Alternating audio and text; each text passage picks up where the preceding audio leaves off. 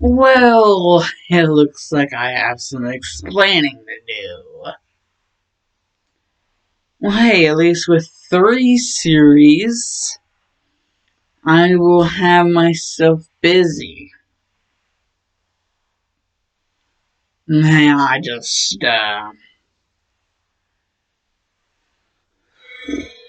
you know, was,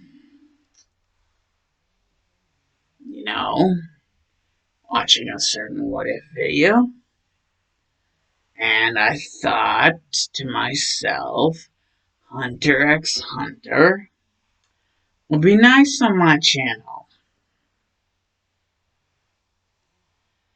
However, this will be what if Izuku was Killowa's son? Yes. So instead of Izuku Midoriya, it will be Izuku Zodiac Curse. So whatever the frick their family name is. Excuse me for one moment.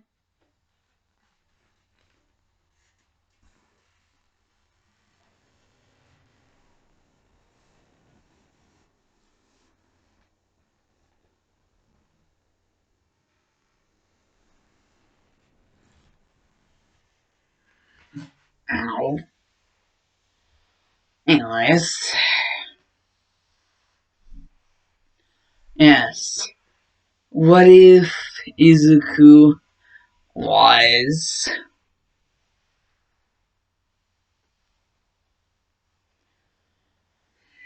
Killowa's son? And if I don't spell Killowa correctly, I'm sorry. If I don't spell several names correctly, I'm sorry.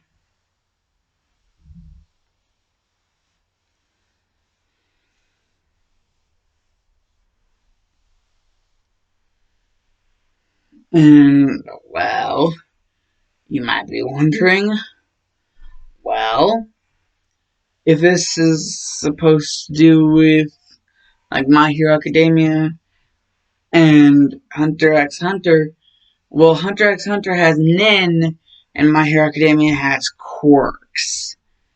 Two totally different things. In a way. Well, that's just the thing. Basically, Gon and Killowa, well, actually, before we get into the what if, I almost forgot the intro.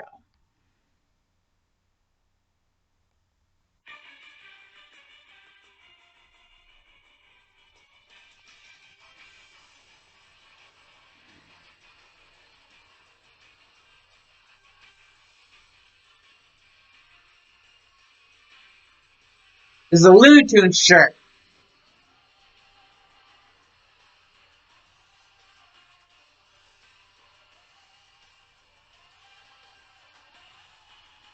Hello, welcome to the disco. I know, you waited much too long. And I'll be your shining star. And I'm gonna conquer you. Like a storm. Oh, day, tonight, I'll fight. The fight is won. And wait, I say, each and every this war is won. Never through the sword, flashing through the air and show the power you then send. I command my kingdom, and now out of the way.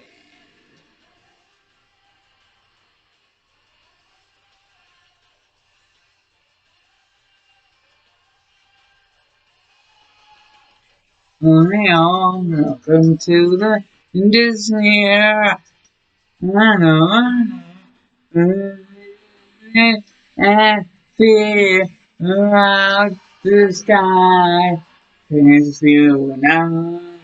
Rush and gone. Hold your crown high. Reach a sign. Each and every one. Till this war is won. And then through the sun. Rushing through the every inch of the power. Power you. Within, within, I command my kingdom. I am the wind, not on the wind, not on the wind. That's the song of the power, the unthinkable, every hour.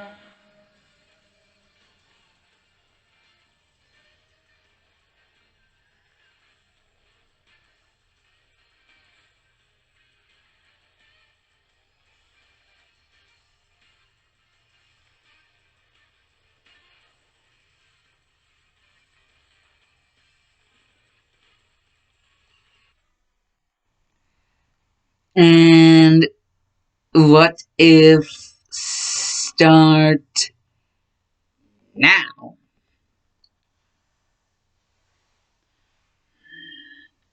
And this is also where I'll be able to demonstrate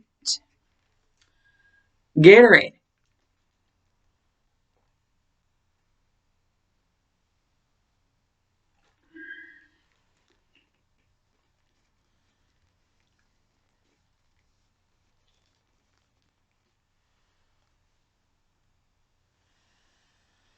So basically, Gon and Killowa going on more of their adventures. Eventually they would have to stop somewhere. And I'm gonna say where they eventually do stop, there's a little bit of something interesting. And where they stay, Killowa, he can't really stay asleep, so he gets up to check out, whatever is being hidden behind closed doors. Because in the place that they're staying, they act very suspicious whenever being asked about what's behind certain closed doors. And so whenever Killowa gets the chance, he bolts, but, sneakily. And, Killowa, what he sees whenever he finally is able to open the door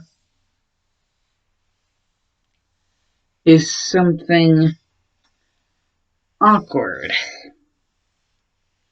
It seems like an unplugged machine. Or at least like there's a part missing. And only once the part is put back in will it be able to be plugged back in.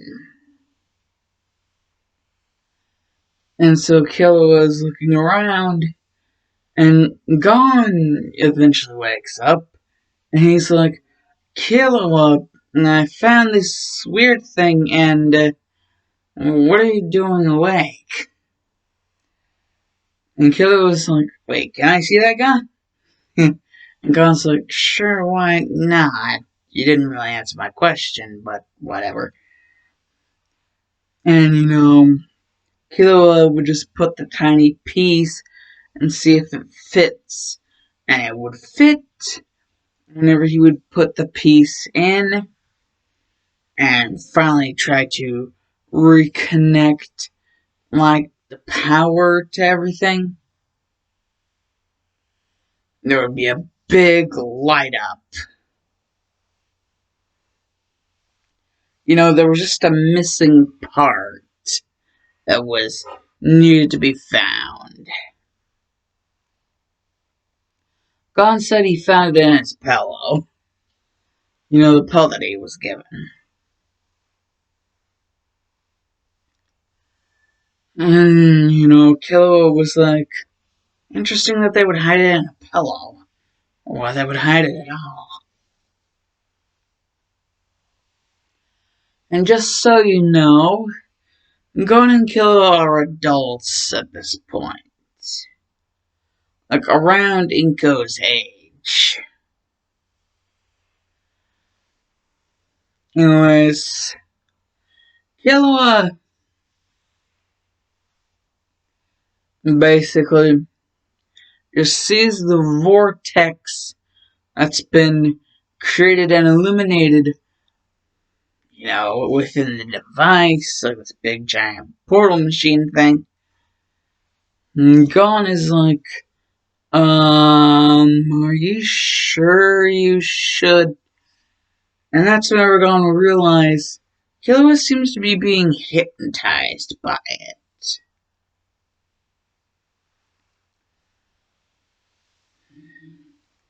And, Killowa would eventually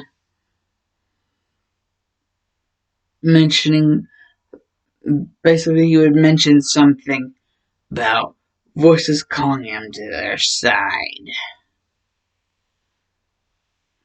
And that's when all of a sudden he would take a step inward, and all of a sudden, in a flash, he would just disappear. And Gon would be like, wait, what the?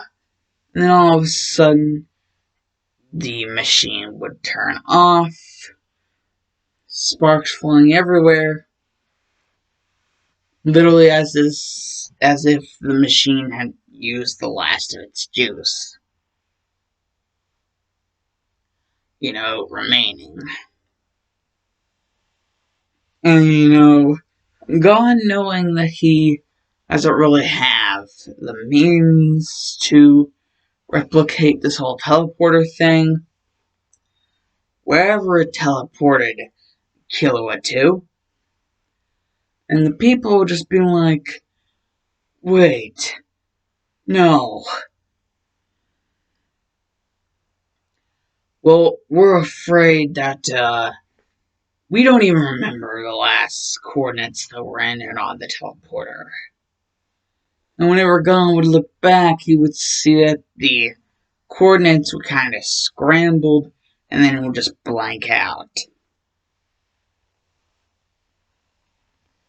Before they could really become anything.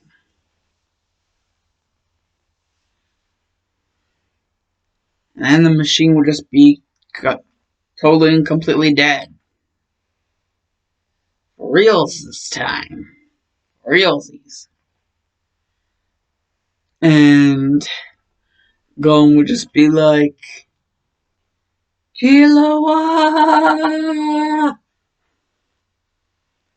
And basically, if you're wondering where Killowa is going, well, he's just got himself freaking teleported all the way into a different universe.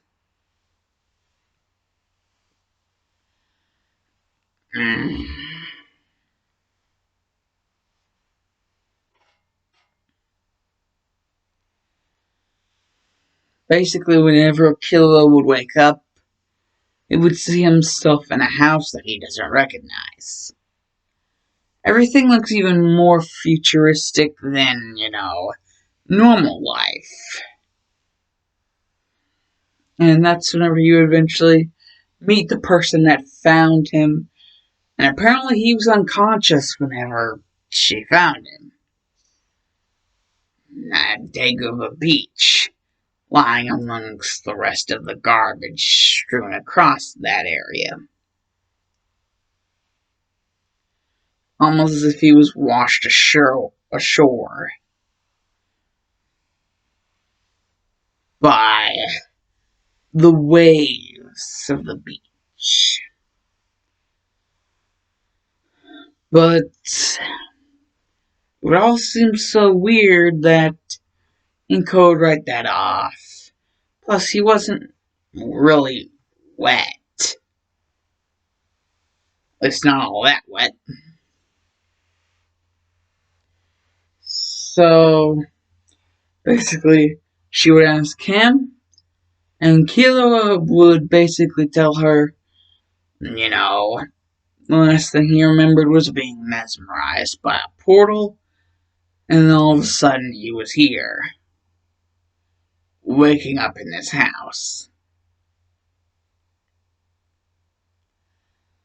And then Ko would basically just be like, a portal?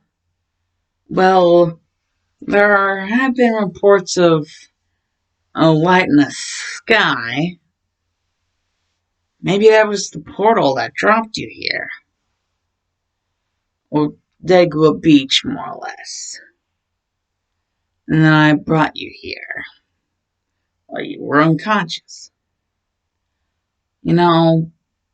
I guess I always have been known for someone to be overly trusting.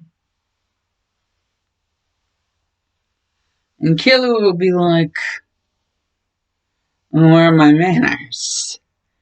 Name's Killowa. And Inko would be like, no, where are my manners? Name's Inko. Basically, they would also share their last names. Inko's last name being Midoriya, and Killowa's last name being Zoldyck.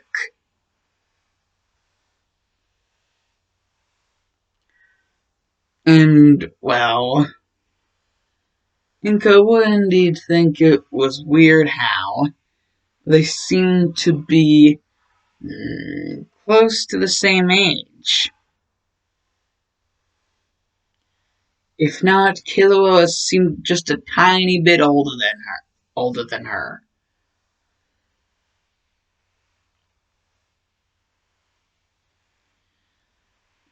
And, well,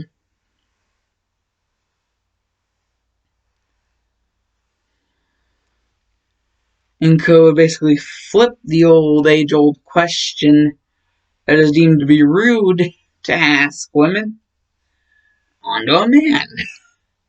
This man that she just now met. Asking him how old he is. Killowa would respond with 35, and Inko would actually be astonished at how right she was. He is older than her. She's only 30.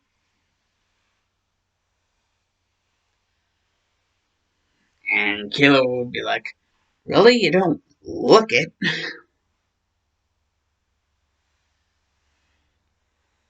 And Inko would then start to blush a little. And that's when Killowa would be like, then Inko would just simply be like, like whistling. And Killowa would be like, listen, I can kind of tell, I can kind of see right through you. Like, whatever walls you're trying to put up.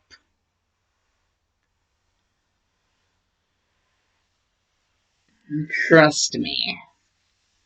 I'm just as lost as you probably are right now. Well, maybe not that lost. Well, you're probably not that lost, but, what I'm just saying is, it'd be really nice to have a helping hand out.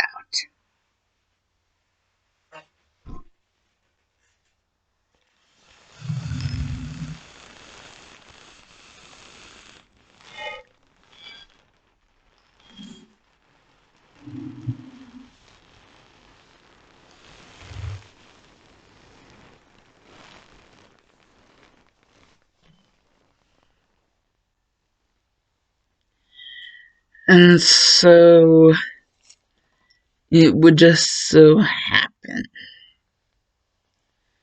that over the time there, they would get to talking more as Killowa and Inko would feel more comfortable around each other.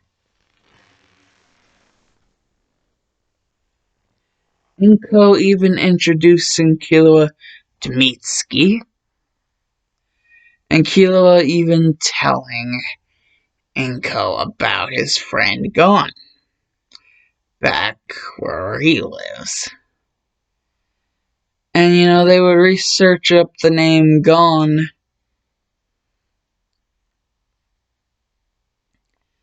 Not just any Gon, but Gon Freaks. As I think that's his last name, Freaks.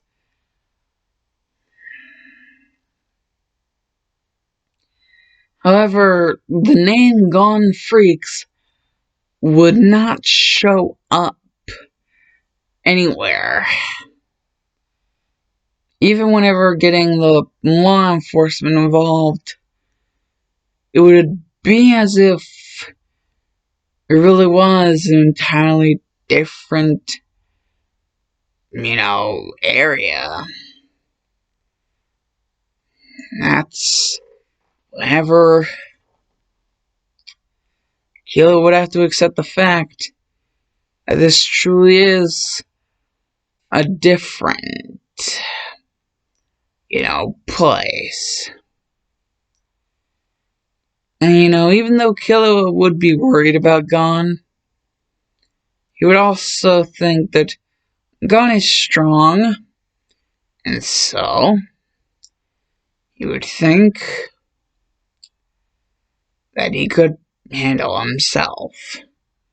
Though he still wished that he could be there for his buddy. And, well, Mitsuki would want to help Inko and Killowa relax.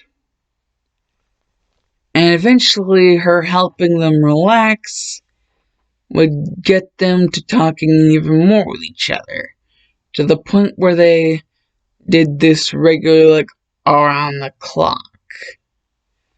Like, Inko insisted that Killowa stay at her place, but that didn't exactly mean that he was talkative with her right away. However, the more and more, this stuff would happen, the more and more Killowa would, sort of get into the groove of things.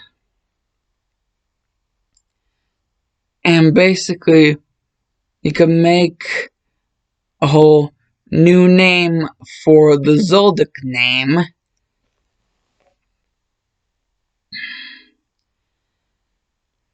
And make it to where the Zoldyck name wouldn't be associated with assassins and all that other stuff.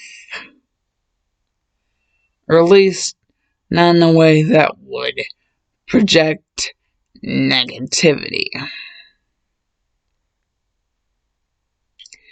At least Killowa hoped he would be able to do that. That's whenever one day Killowa began to realize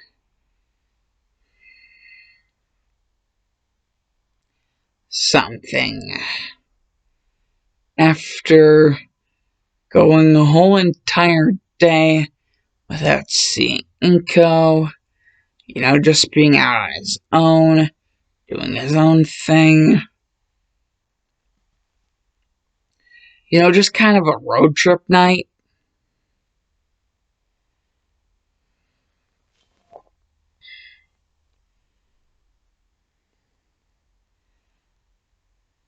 Killowa would sort of get something.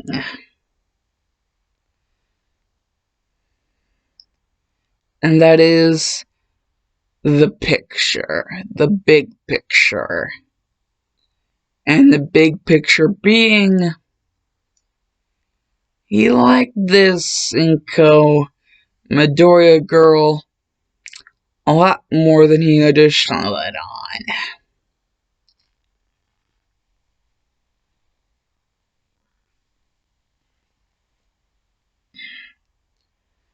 And he was willing to throw his entire former name away in order to actually be with her.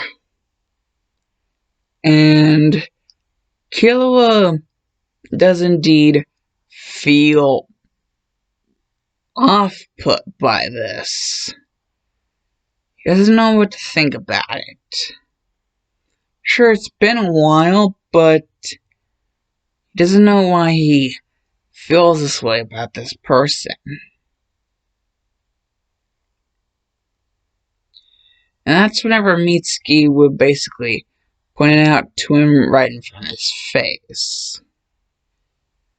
That he likes Inko. Basically just breaking it down for him as simply as she can.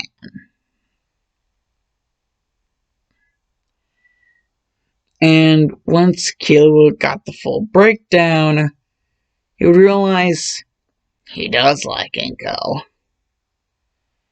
And so, basically, the whole thing about signing away his old family name in order to,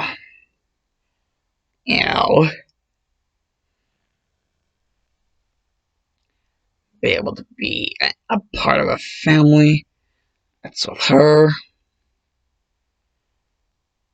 That's when Inko would say that it's usually the male side which takes last name.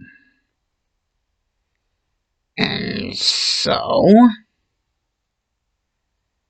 Inko would not have any of what Killowa was trying to do. And Killowa would be like, really? You know my last name is associated with, right?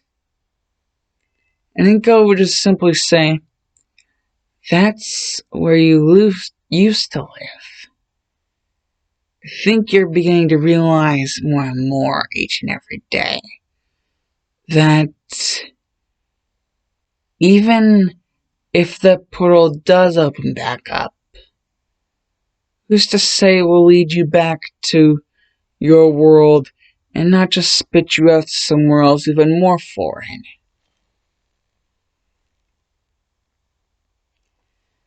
And Killowa would think about this, honestly thinking, damn it, Inko, you're really smart. You're too smart for your own damn good. And basically just be like, fine.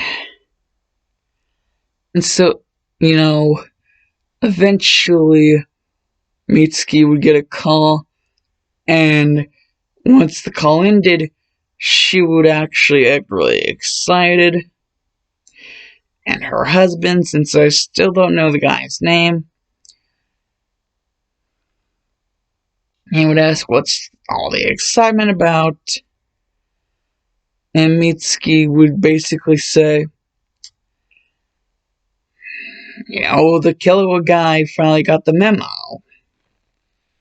and decided to pair up with Inko. And she didn't reject him, just like Mitsuki said it was gonna go. And now they're planning on maybe even getting married. Killowa actually never thought that he would settle down. However, this world, it does indeed seem to be a lot different than the one he used to live in. So there are a lot of different circumstances for a lot of different things. So he kind of gets the feeling he can't live the life that he used to consider normal anymore. To this world, it would just seem not right.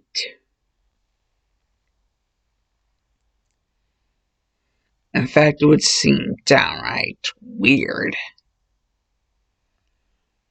And so Killowa eventually just decided to go with the flow and finally take Mitsuki's advice to heart. And eventually, what do you know? Inko Zoldyck. And just Inko Zoldyck, what it would be the bride and groom, Inko Zoldyck and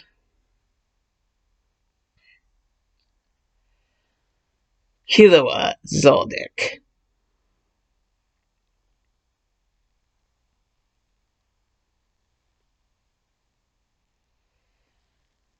The two would actually be pretty happy for quite some time.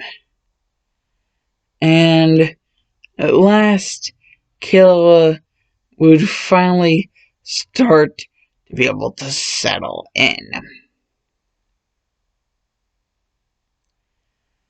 This world was different, but it wasn't anything that would be impossible to get used to.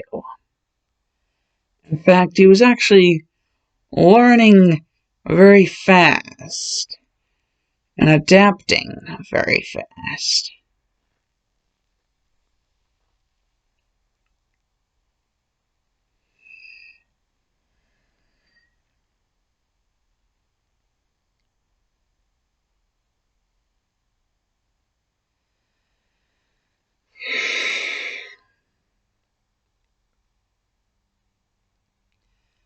Maybe it's due to his assassin training in White Lightning Nin, but then again, that's more or less just combat stuff. There's more than just combat going on here.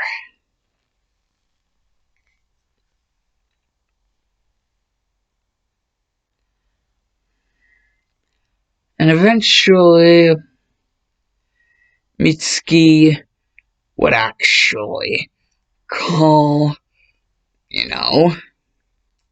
their house. And to her surprise, it would actually be Killowa who picked up the phone to hear the news that, well, she was pregnant.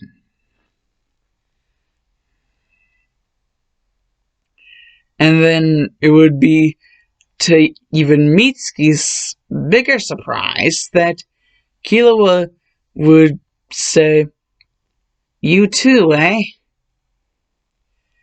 And Mitsuki would be like, "What do you mean? Me too." And Killowa was like, "What do you think, Mitsuki? Come on." And Mitsuki would just be like, "No, you didn't." And Killowa would be like, "It was rocky at first, but I got used to it. And eventually, well, a miracle happened."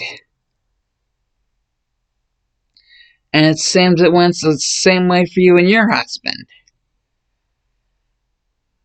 And Mitsuki's just like, she's just so proud for the both of them.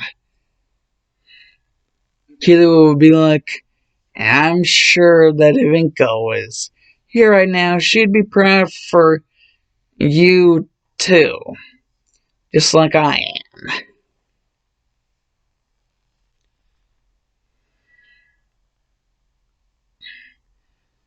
And basically, time skip 5 years.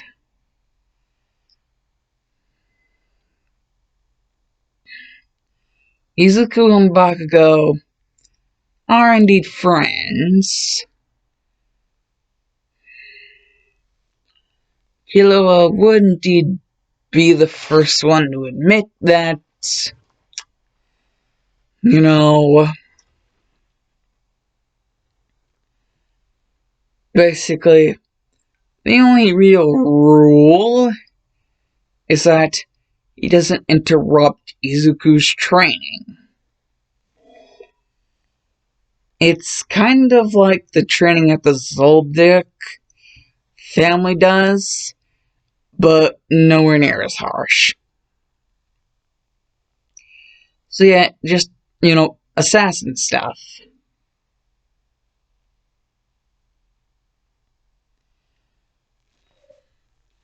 Just, teaching Izuku how to mold himself in the correct way for his,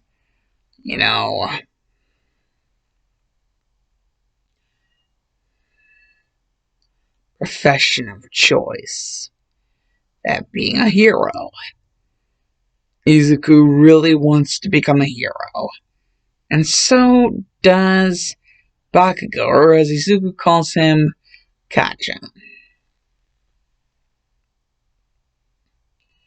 And eventually, it will come the day for their quirks to be examined. To see if they even have quirks.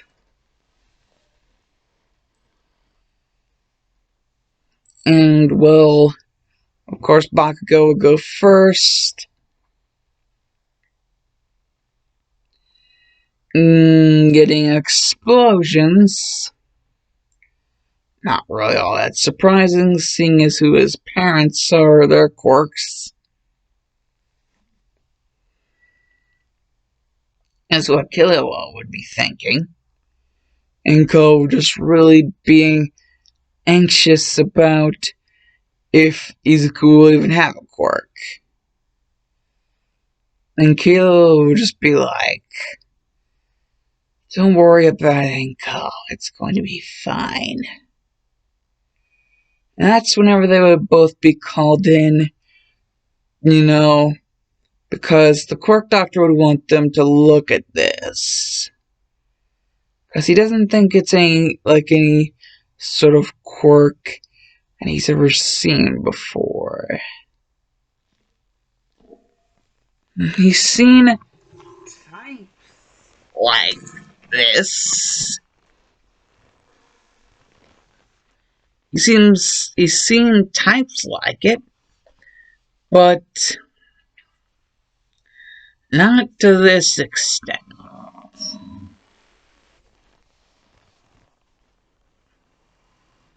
And that's whenever Killowa will be like, what do you mean, he would just get stopped whenever he saw being channeled within Izuku's hands. Something amazing. And Inko would be like, why'd you stop, honey? And then, basically, Killowa would be like, he would just silently say to Inko, that is not a quirk. That is Minin. White lightning. Just look at it, and you know what I can do. Look at it. Remember what I can do? You see any similarities? Of course, mine's a lot stronger, but then again, Izuku's only 5. The doctor would wonder what they were whispering about. Inko finally getting it, basically being like, he doesn't have a quirk, but he has a mastery over a special type of nen. White lightning. Maybe it's due to all the assassin training and the ties to the Zoldyck family. Just all these things to make Killowa, his father, and the fact that even Inko's quirk itself, the telekinesis quirk, it's a rather weak one whenever compared to the level of power which Killowa's Nen White Lightning can, pump out. So basically, Izuku's entire existence just took the more favored path, which was the one with the more power behind it. And that would make Izuku a Nen user.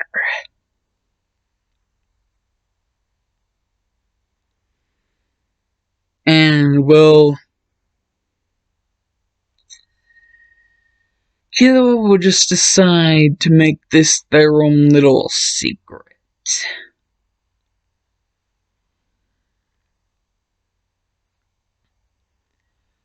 They would decide to go along with the whole little thing of calling it a quirk whenever really it's actually Nen. And even in the way it acts, it doesn't seem to be 100% like a quirk. And only reveal the truth whenever the time was right. Inko really didn't like lying to people, but at the same time, she felt that Killowa knew what he was doing. And if there was anyone she trusted her friend Mitsuki, and she trusted her husband, Killowa.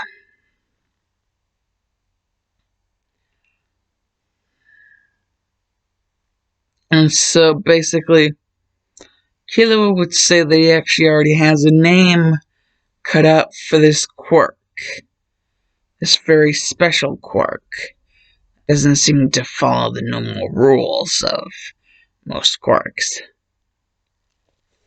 He calls it White Lightning.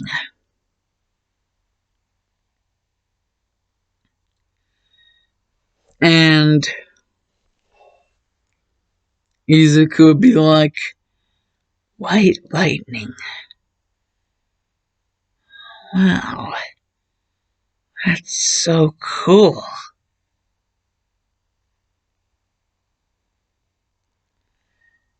And Kilo would basically be like, oh bother.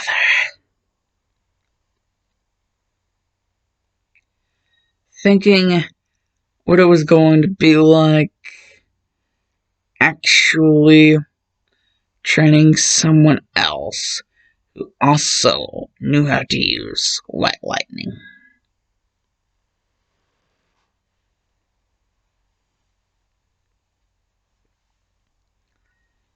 However, that seemed to be Izuku's specific thing.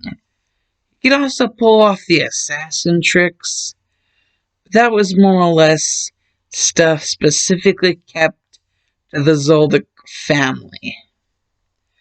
And so it was more or less little tricks that he inherited via, I guess you could say birthright.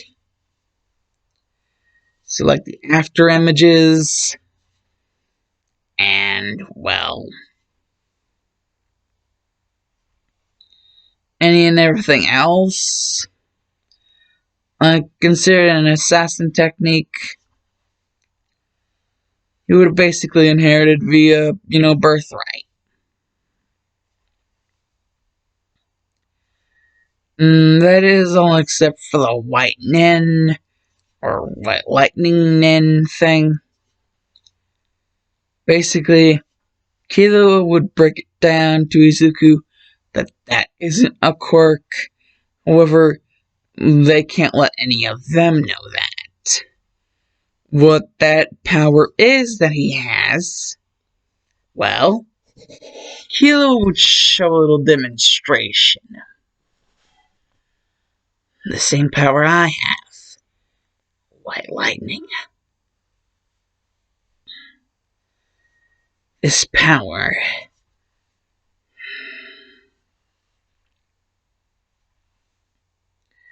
is specifically derived from Nen. It's not something that anyone from here except for me, your mother, and now you know about. So, as you can tell, knowledge of it is very rare. And Izuku's like, yeah, I can tell that knowledge of it is very rare.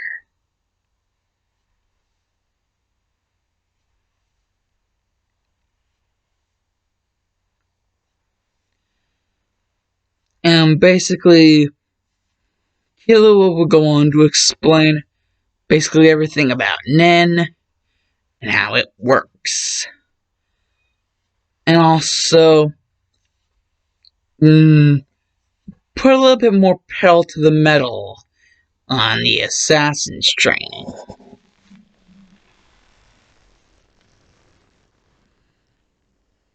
Because, unlike what most people would think, not needing to work so hard on the assassin's training because you have this special white lightning power, actually wrong. Killowa is now starting to see his son as a spitting image of him, and if that's going to be the case, if he can't really stop that from happening, then let it be how it be. Just a spitting image that he would like to show.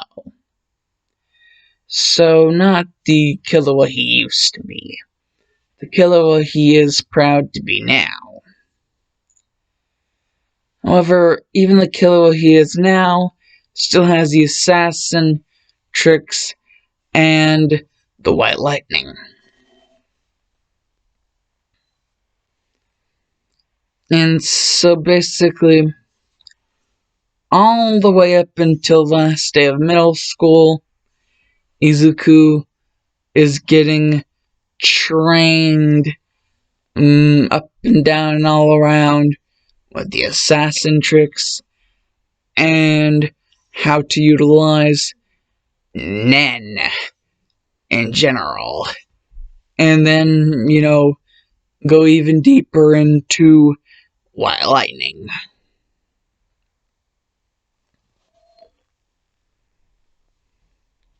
To a point to where people actually start to realize that Izuku's a real prodigy whenever it comes to his special gifts.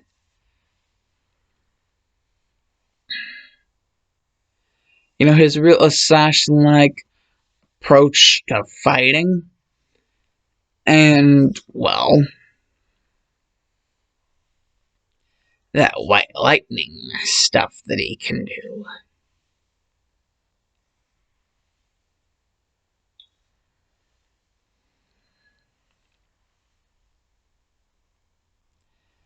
And, well, basically, that would be that. Or at least it would be.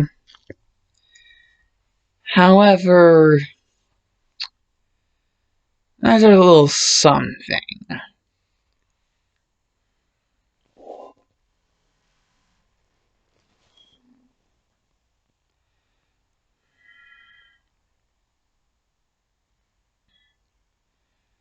A reincarnation.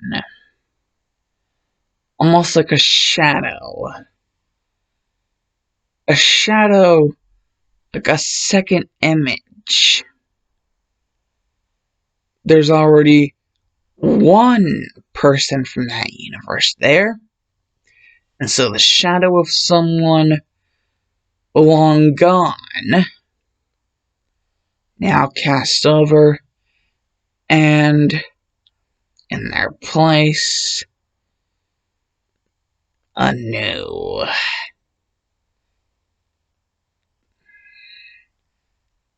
However, this one is not a king. This one should be the queen. Yes, that's right. And you Hunter x Hunter fans, you know, who got what I meant, who I meant whenever I said king, yes, Miriam. However, I said queen. Basically, it's like a reincarnation happened.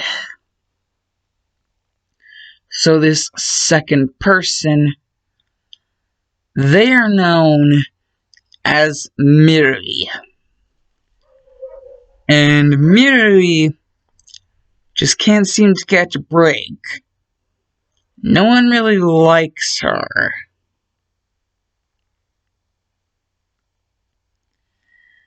And not even animals. Especially not animals.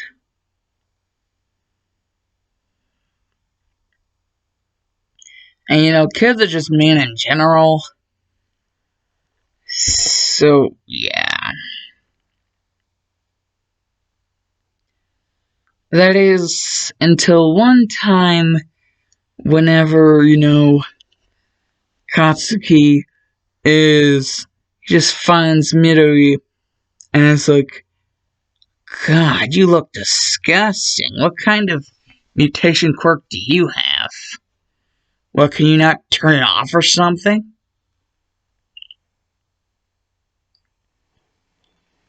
Huh. Well, sucks to be you. It would launch an explosion towards Midori.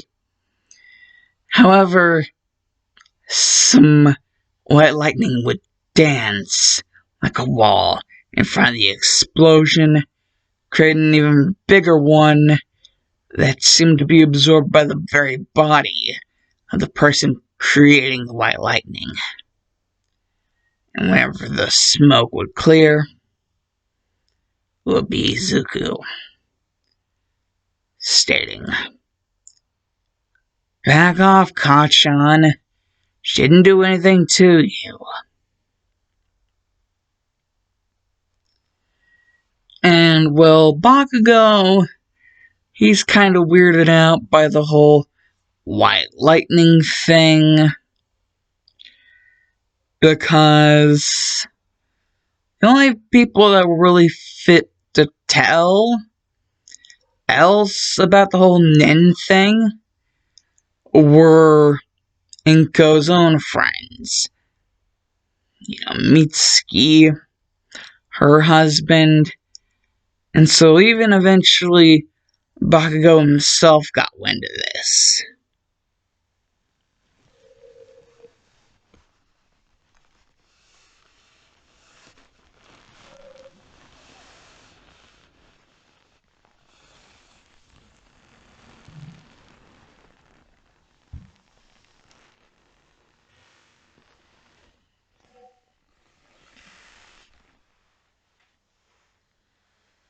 And knowing what Izuku's dad,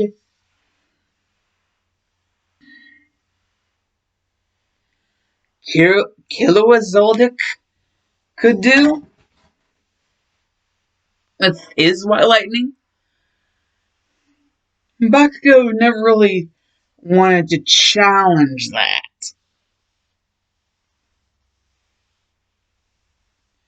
Especially considering the fact that Izuku was getting specialized training from his father, not just in the White Lightning, but in, you know, even bettering even further his assassin tricks.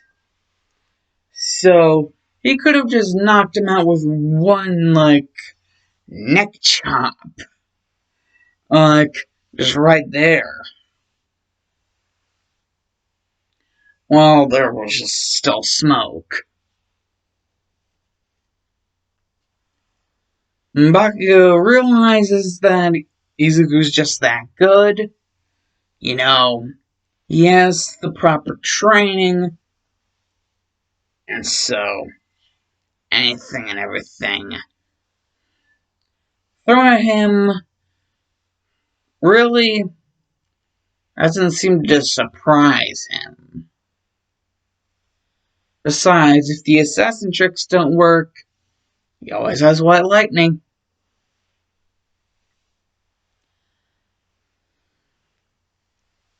And basically, Midori is just like, thank you, sir.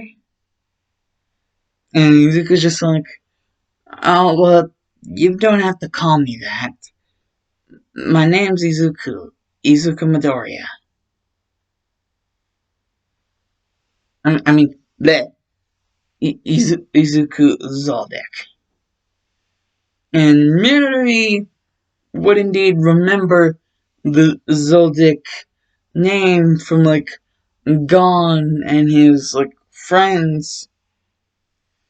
Like, sort of like a connected, like, shared memory thing with our father, Miroem. Well, sort of reincarnation father.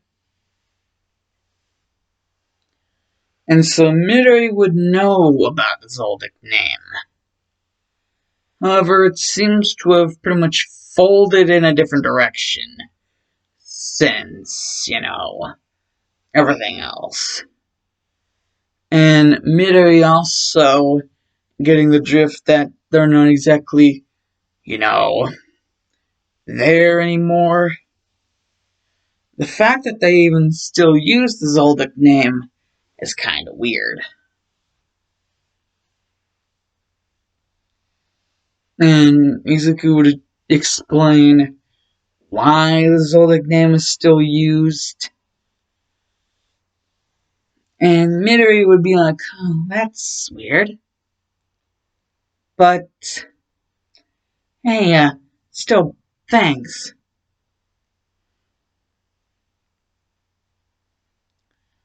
And, well, Midori and, Izuku would end up eventually becoming friends. In which Midori would, extend some secrets along to Izuku. Pretty much being like, I'm pretty sure you probably already know about the whole Nin thing. I mean, you're already pretty aware of how to use the assassin tricks, and your skill with the white lightning seems to be pretty good. And Izuku's like, well, that specific technique I call is like white lightning tag wall. Because anything I tag with it, I pretty much create a wall straight in front of in order to absorb whatever, is tagged. Yes, white lightning tag wall.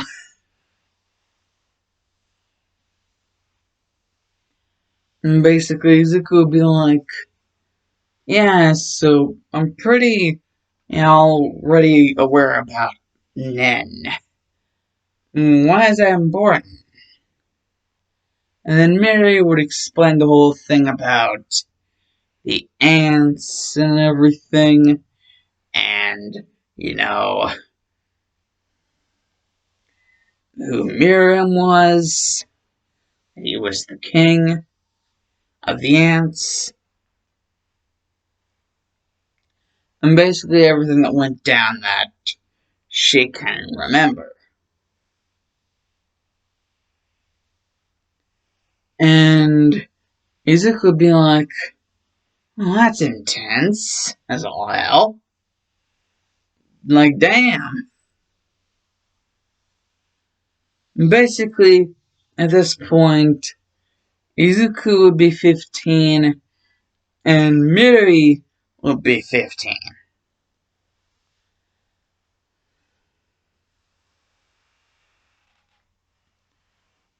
Well, even though Midori doesn't exactly look all that appealing, and, well, she doesn't want to tell anyone that this is kind of what she is, She just wants them to keep on thinking that it's just a transformation quirk.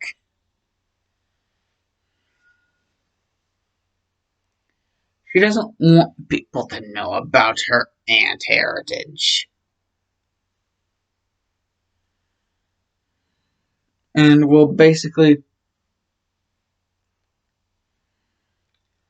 Midori does go to school, despite everything.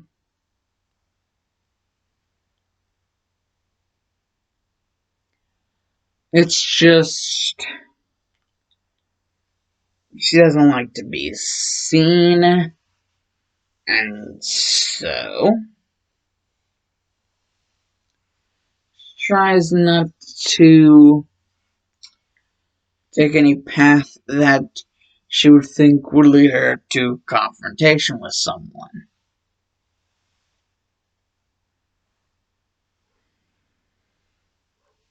So yeah, major social distancing. And will Izuku would be like, oh, well, me and Kacchan are signed up as people in our school who want to go to UA. And, Miri would say that, their school was also doing sign-ups for, different schools to go to. And she also indeed signed up for UA. So, turns out the three of them would indeed be taking the UA entrance exam. Izuku, Bakugo, and Midori. But that is all for now. And for those of you that are going to be like Dark Shadow Maverick, but I thought you said that it was just going to be Doflamingo and Meta, back. Well, guys, I've decided now that it's basically going to be Doflamingo, Meta, then this. And then Doflamingo, Meta, and then this. And then Doflamingo, Meta, and then this. For all the way until all three of these get 4 parts of their own. And then we can start focusing on other stuff. And I will try to have this be the last thing, but I make no promises. Anyways, on the Dowses and Dark Shadow Maverick. So you out of here, you boys. Like, favorite, subscribe. Bye.